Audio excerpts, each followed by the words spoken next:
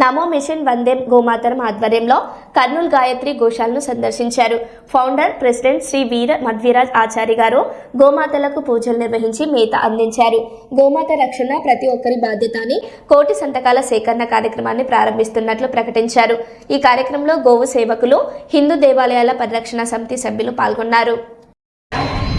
గావో విశ్వస్య మాతర, గోమాత విశ్వమంతరికి తల్లి లాంటిది.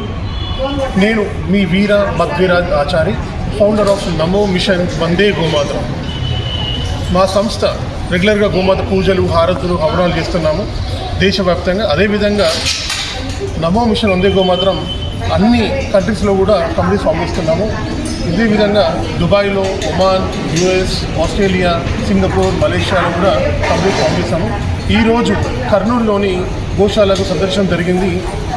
శ్రీ గోవింద్ సపరే గారు వారి యొక్క ఆహ్వానం మేరకు ఈరోజు మేము ఈ గోశాలకు వచ్చాము. ఇందులో వీరు చేస్తున్నటువంటి గోమాతను నేషనల్ అనిమల్గా ప్రకటించాలని ఎన్నో ఏళ్ళుగా తన జీవితాన్ని దారదత్తం చేశారు.